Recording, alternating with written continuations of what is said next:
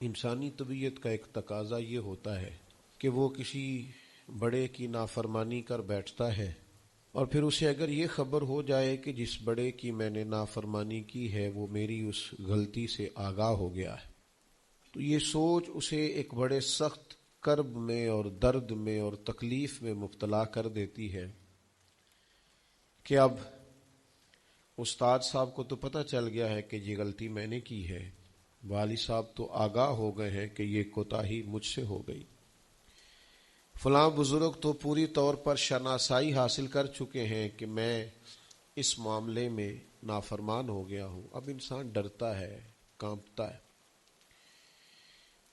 آپ نے کبھی دیکھا ہوگا کہ جس چھوٹے بچے سے کوئی سنگین غلطی ہو جائے اور اس کو اندازہ ہو کہ اس کے والد اس سے آگاہ ہو گئے ہیں تو وہ کس طرح ہانپتا ہے، کانپتا ہے، لرزتا ہے، پریشان ہوتا ہے کہ اب مجھے مار پڑے گی۔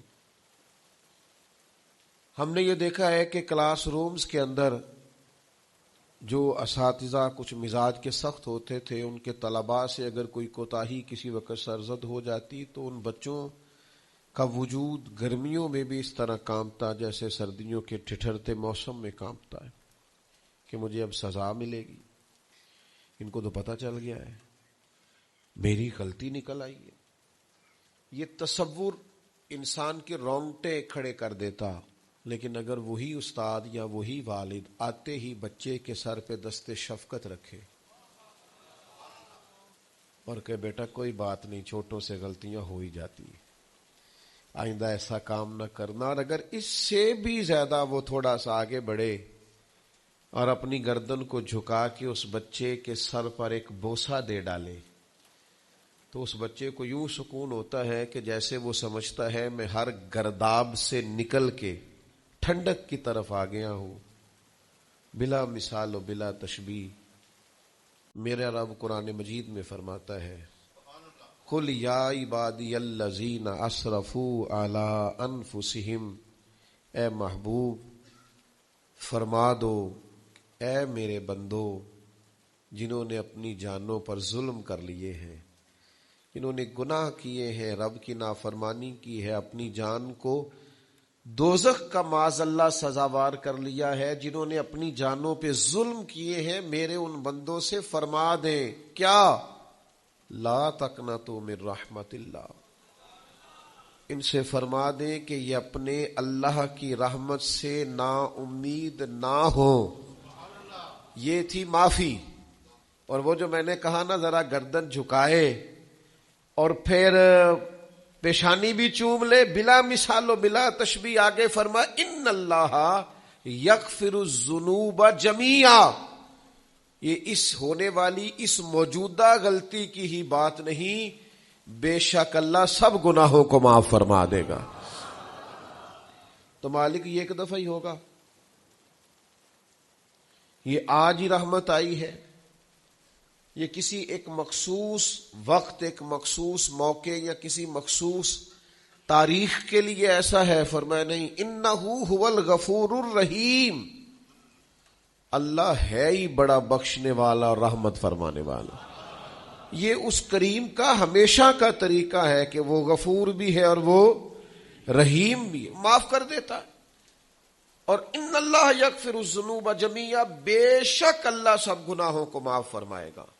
مجھے بتائیے، ہانپتے کانپتے لرزتے سہمے ڈرتے کب کبھی وجود پہ طاری ہوئی بندے میدان محشر میں جمع ہو، انہوں نے خبر ہو کہ ڈائری تو کھل گئی، آڈیو ویڈیو تو چل گئی، پتہ تو سارا آ گیا، فرشتے دفتر اعمال لے کر پہنچ گئے، چھوٹی سی چھوٹی ذرے کے برابر بھی کوتاہی تو یہاں تک آ گئی، بندہ ڈرے کانپے اور اچانک آواز کرم آئے ان اللہ یغفر الذنوب جمیعا، بے شک اللہ سارے گناہوں کو معاف فرمانے والا ہے۔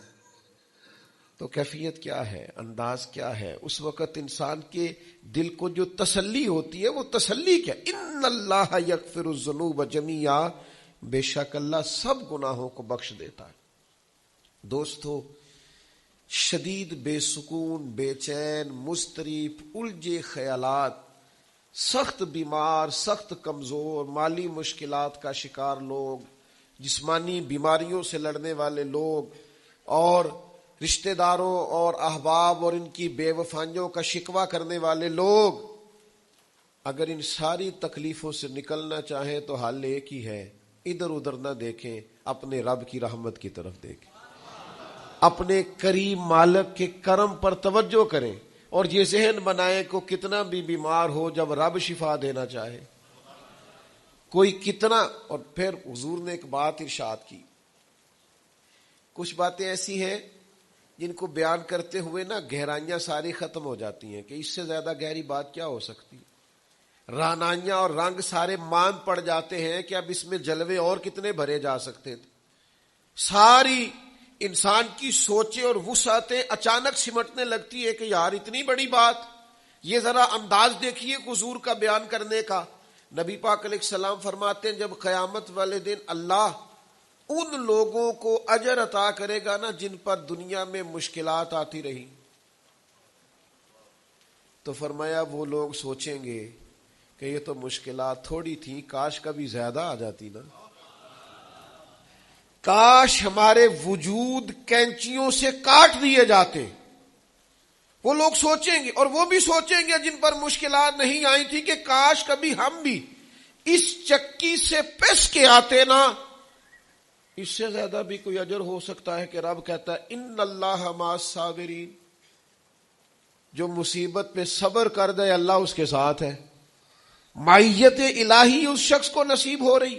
رحمت خداوندی سے کبھی نظر نہ ہٹائیں. آتی رہتی ہیں مشکلات، آتے رہتے ہیں دکھ، ہو جاتی ہیں غلطیاں، کمزور ہے انسان، کر بیٹھتا ہے گناہ بھی، لیکن ایک گناہ میرا ماں پیو ویکھے، ایک گناہ میرا ماں پیو ویکھے تے دیوے دیس نکالا، تے لکھ گناہ میرا مولا ویکھے تے پردے پاون والا. ڈھال دیتا ہے رحمت کا پردہ، کرم ہو جاتا ہے. رحمت الہی سے کبھی توجہ نہ ہٹے. اپنے دل کو ٹھنڈا رکھنے کے لیے، طبیعت کو سکون میں رکھنے کے لیے رحمت.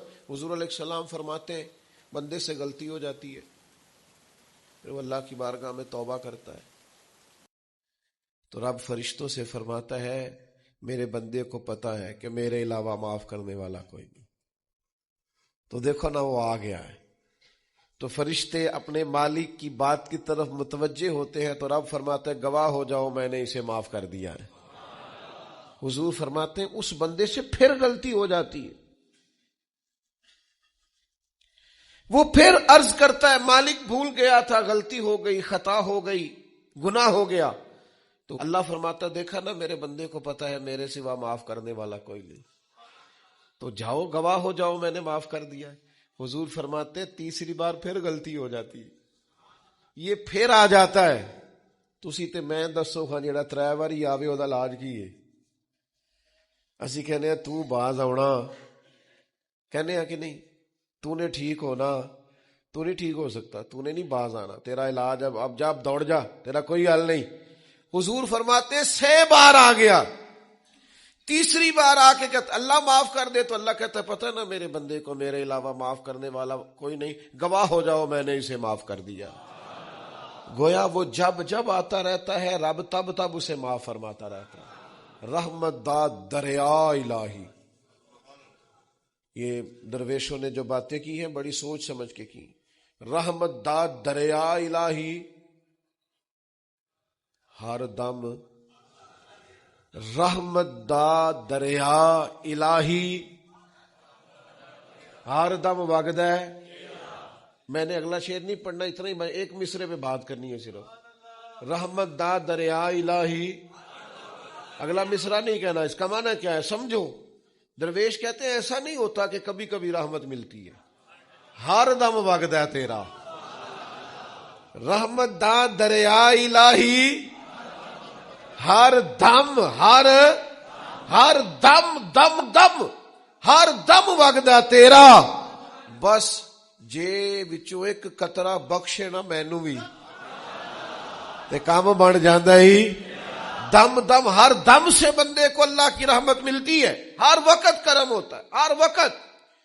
اس کے لیے تو نہ کسی جگہ کی پابندی ہے، نہ وقت کی پابندی ہے، نہ یہ ہے کہ وہ اس وقت میسر ہے اور معاذ اللہ اس وقت میسر نہیں، نہ اسے اونگ آتی ہے نہ نیند آتی ہے، صبح بھی کرم شام بھی کرم، وہ ہر وقت رحم ہی رحم فرماتا ہے۔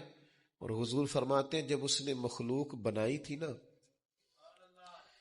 اسی وقت اس نے اپنے عرش پہ لکھ دیا تھا، لوگوں میرا غضب زیادہ نہیں، میری رحمت ہی زیادہ ہے۔ جس نے بنانے سے پہلے کہا تھا، بنانے سے کروں شکر کتنا اور فخر کتنا کروں، تیرے کرم نے مجھے فائز المرام کیا اور بنا کے سید عالم کا امتی مجھ کو گناہ سے پہلے ہی بخشش کا انتظام کیا۔ جب حضور کا امتی بنایا تھا نا تو گناہ تو بعد میں کرنے تھے نا، امتی بنا کے بخشش کا بندوبست پہلے کر دیا ہے۔ بخشش کا بندوبست میں زیادہ نہیں کھول سکتا اس بات کو، غلطی بعد میں ہونی ہے، بخشش کا بندوبست پہلے۔ اور حضور فرماتے رب نے مخلوق بنائی تو یہ لکھ دیا کہ لوگوں یاد رکھنا غضب زیادہ نہیں ہے، رحمت ہی، تمہیں کرم ہی زیادہ ملے گا۔ اچھا حضور نا کئی طریقوں سے اس رحمت کو بیان کرتے، کئی زاویوں سے، کئی مختلف انداز سے اللہ کے کرم کو لوگوں کے سامنے اجاگر کرتے۔ حضور علیہ الصلوۃ والسلام کے سامنے نا ایک جنگ کا موقع تھا تو ایک عورت کا بچہ گم ہو گیا۔ یہ نا ساری گھنٹیاں بج جاتی ہیں اگر کوئی بچہ گم ہو جائے، جتنی گھنٹیاں ہوتی ہیں نا، دل کی بھی، روح کی بھی، کانوں کی بھی، ساری گھنٹیاں ہی، مطلب آپ فوری طور پر جو لٹک جاتے ہیں نا زمین آسمان کے بیچ کے، بچہ بڑی دیر سے بیل ہی نہیں رہا، وہ جو ایک وقت ہوتا ہے نا وہ پل صراط پہ گزرتا ہے، یہ آسان۔ ڈاکٹر کہہ دینا رپورٹ کرا لو مجھے فلانے سخت موذی مرض کا ڈر ہے، تو وہ رپورٹ کرانے کے بعد جو اس کے نتیجے کا انتظار ہوتا ہے نا، وہ جو کرب ہوتا ہے وہ خطرناک ہوتا ہے۔ آپ بات کو سمجھیں، انسان کو محسوس ہو کہ میرے جگر کا پارا، میرا ٹکڑا، میرا بیٹا مل نہیں رہا، تو کیفیات کا رنگ اور ہو جاتا ہے۔ یہ ایک وارفتگی ہے نا، بچے کے ساتھ پیار ہے۔ ایک جنگ کا موقع تھا، نبی کریم صلی اللہ تعالی علیہ وسلم تشریف فرما ہے، ایک عورت کا بچہ گم ہو گیا، وہ بڑی بے چین ہے، بڑی نڈھال ہے، بڑے کرب میں ہے، تڑپتی ہے، کبھی ادھر بھاگتی کبھی ادھر بھاگتی، کبھی اس سے پوچھتی کبھی اس سے سوال کرتی، تلاش رہی ہے اپنے بچے کو۔ تو یہ سارا منظر، یہ ساری تصویر لوگوں کی آنکھوں کے سامنے، تو اس کرب کو ہر شخص محسوس کر رہا تھا، اس کی کیفیت کو ہر آدمی اپنی آنکھوں سے دیکھ رہا تھا۔ اللہ کے حبیب علیہ الصلوۃ والسلام نے عین اس وقت جب لوہا پورا گرم ہو گیا، ذہن پورے تیار ہو گئے، تو محبوب نے ایک مسئلہ سمجھایا۔ حضور فرمانے لگے بتاؤ نا، اگر اس خاتون کو اس کا بچہ مل جائے جو اتنی تڑپ رہی ہے، تو کیا اس بچے کو آگ میں ڈال دے گی؟ تو وہ کیفیت سارے دیکھ رہے تھے، مشکات میں حدیث موجود ہے۔ عرض کی یا رسول اللہ، سوال ہی نہیں پیدا ہوتا، اس کا جو درد ہے، اس کی جو تڑپ ہے، اس کی جو کیفیت ہے، وہ تو کچھ اور پتہ دیتی ہے۔ تھوڑی دیر کے لیے بچھڑ گیا ہے تو اتنی تکلیف میں ہے، تو کجا یہ کہ وہ آگ میں جلا دے۔ جب ذہن یہاں تک تیار ہو گئے، لوگوں کا ذہن یہاں تک تیار ہو گیا، تو اب میرے کریم محبوب کی آنکھوں میں آنسو آئے۔ اب حضور نے رحمت الہی کا جھونکا لوگوں کو دیا۔ کریم فرمانے لگے جتنا یہ اپنے بچے سے پیار کرتی ہے نا، رب کریم اس سے بڑھ کر اپنے بندے سے محبت فرماتا ہے۔ بس یہاں بات محبوب نے بند کر دی، یعنی فرمایا کھولتے رہنا۔ مانا کیا ہے کہ اگر یہ نہیں نا دوزخ میں پھینکنا چاہتی اپنے بچے کو، تو رب بھی اپنے بندوں کو سزا نہیں دینا چاہتا، وہ بھی انہیں دوزخ میں جلانا نہیں چاہتا، وہ بھی انہیں سزائیں دینا نہیں چاہتا۔ بھائیو یاد رکھیے گا اور سمجھیے گا، اپنی توجہ ہر وقت اپنے مالک کے کرم کی طرف رکھیں، ہر وقت اللہ کی عطا کی طرف۔ یہ جو مایوس لوگ پھرتے ہیں نا اور مایوس باتیں کرتے ہیں، اور یہ جو کہتے ہیں کہ میں بڑا تھک گیا ہوں اور میں بڑا تنگ آ گیا ہوں اور اب مجھے لگتا ہے کہ یہ چیزیں میرے کنٹرول میں نہیں آئیں گی، اور حضرت میں نے بڑی کوشش کی، جو قدم آگے لے جاتا ہوں وہی میرا پیچھے ہوتا ہے، اور بعض کہتے ہیں جی میرے ساتھ ہی ایسا کیوں ہوتا ہے، آخر میں ہی ساری زندگی اس طرح کیوں ہوں، فلاں جگہ بھی ناکام ہوا، فلاں جگہ بھی۔ اور میرے بھائی، جس طرح کا انسان گمان کرتا ہے رب بھی اسی طرح کا معاملہ فرماتا ہے۔ تیری طبیعت ہی نہیں بن پا رہی کہ تو رحمت کی طرف متوجہ ہو، تیرا خیال ہی نہیں بن پا رہا کہ اس کے کرم اور عطا کی طرف تیرا دھیان جائے، تو نے اپنے اوپر مایوسیاں پوری طرح طاری کر لی ہے۔ بندہ مومن کبھی اپنے رب سے مایوس ہو سکتا؟ اس کی توجہ ہر وقت اس کے کرم کی طرف رہتی، اس کی توجہ ہر وقت اس کی عطا کی طرف رہتی۔ دیکھیں نا، بعض لوگوں پر یکدم کرم آیا، چھایا، صحابی رسول ہیں، ولیوں سے، غوثوں سے، کتبوں سے، ابدالوں سے، تمام تابعین سے، محدثین سے، مفسرین سے افضل ہیں، لیکن صحابی کتنی دیر کے ہیں؟ شاید 2 گھنٹے کے صحابی ہیں، 2 گھنٹے کے۔ ادھر آئے ہیں، ادھر کلمہ پڑھا ہے، ساتھ ہی جہاد کیا ہے، ساتھ ہی شہادت ملی ہے۔ صحابی 2 گھنٹوں کے ہیں، صحابی 2 گھنٹوں کے ہیں، لیکن تمام مفسرین، محدثین، اولیاء، صوفیاء کے امام ہیں۔ کیوں؟ اس لیے کہ کرم کرنے والا کرم کرتا ہے، اس نے جاتے جاتے ایسا کرم کیا ہے کہ 2 گھنٹے کے اندر اندر اٹھا کے امت کا امام بنا دیا ہے۔ یہ تو رحمت کی برکھا ہے، یہ کسی وقت بھی برس جائے گی، یہ تو کرم ہے۔